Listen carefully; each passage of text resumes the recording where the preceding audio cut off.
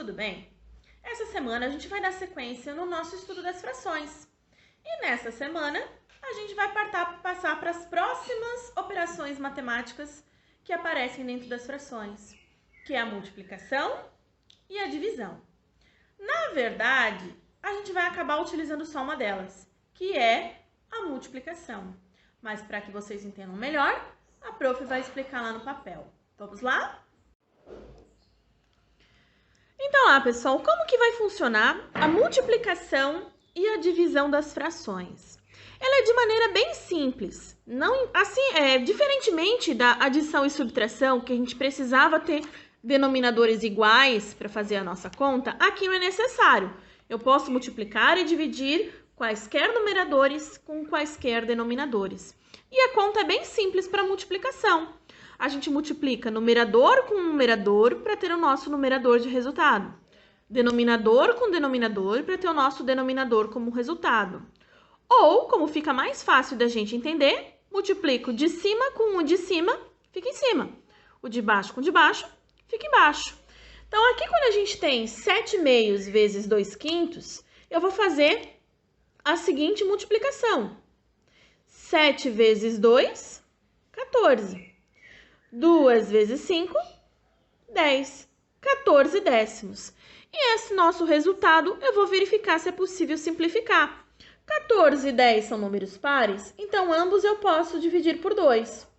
14 dividido por 2, 7. 10 dividido por 2, 5. 7/5. 7/5 eu não consigo mais simplificar, então esse é o meu resultado final. Então, a mesma coisa a gente faz com os demais. Olha lá a letra B. 11/8 vezes 5/6. 11 vezes 5, 55. 8 vezes 6, 48. 55, 48avos. Agora, eu vou verificar se eu posso simplificar. 55, eu só consigo dividir por 5 ou por 11. E nenhum deles a gente consegue dividir o 48. Então, esse é o meu resultado final. Letra C, 2/9 vezes 3/14avos. E aqui eu vou explicar um detalhezinho diferente para vocês. Essa simplificação que eu fiz aqui no final, no nosso resultado, ela pode acontecer antes da gente fazer as nossas multiplicações. Eu posso simplificar a minha fração antes de multiplicar. E tem uma diferença, eu não preciso simplificar uma fração. Eu posso simplificar em frações diferentes.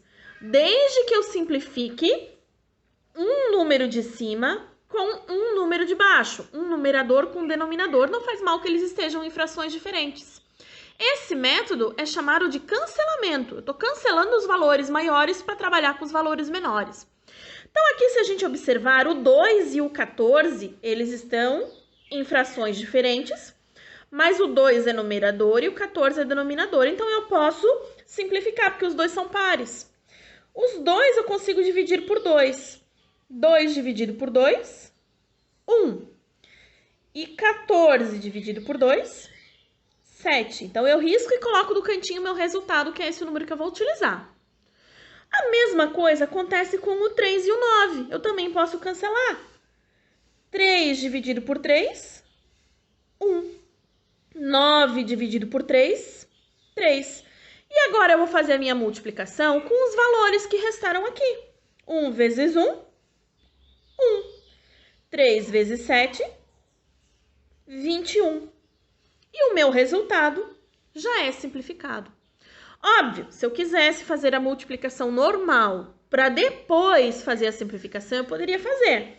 Mas pensem, por exemplo, a gente tem que fazer 9 vezes 14, vamos encontrar um número muito alto para depois a gente simplificar e chegar no mesmo resultado. De repente, é mais fácil reduzir os valores antes da gente multiplicar. Tá? E o último exemplo que a gente tem da multiplicação, 2/3 vezes 5/7. Nenhum deles é possível simplificar. Então, a gente vai efetuar a multiplicação. 2 vezes 5, 10. 3 vezes 7, 21. E aqui vai outra dica. Se eu não conseguir simplificar os meus valores antes de multiplicar, significa que o meu resultado também não é possível de simplificar. Ó, aqui eu não conseguiria simplificar nenhum deles, então aqui eu não consigo simplificar.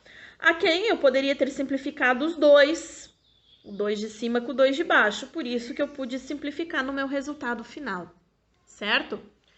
E a divisão? Como que a gente vai fazer para trabalhar com a divisão?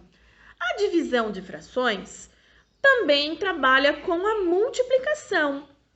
A diferença aqui é que a gente tem que refazer a nossa conta. A nossa regrinha para resolver divisão diz o seguinte: a gente vai manter a primeira fração, então 2/3 continua 2/3.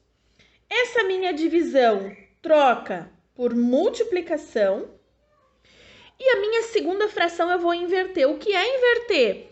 O denominador vira numerador, o numerador vira denominador, ou seja, o número de baixo vai para cima e o de cima vem para baixo. Então, eu vou ficar com 2 em cima e 3 embaixo para a segunda. E eu esqueço essa minha divisão lá do começo. Eu vou trabalhar com essa multiplicação que surgiu aqui. E aí, a gente faz a mesma regrinha da multiplicação que a gente viu ainda há pouco. Se eu puder simplificar antes, eu simplifico. Ou, se eu não quiser, eu posso fazer a simplificação no final. Aqui não dá para simplificar, então eu vou multiplicar direto. 2 vezes 2, 4. 3 vezes 3, 9. 4/9 é meu resultado final. Então, todas elas é assim. Então, 2/5 permanece, troco o dividido por vezes, sobe o 7, baixo o 3.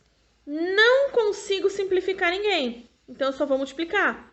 2 vezes 7, 14. 5 vezes 3, 15. 14 quinzeavos. Aqui.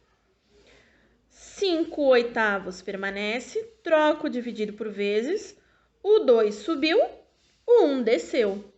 O 2 e o 8 podem ser simplificados. São pares, eu consigo simplificar por 2. Então, aqui vira 1 e 8 dividido por 2 vira 4.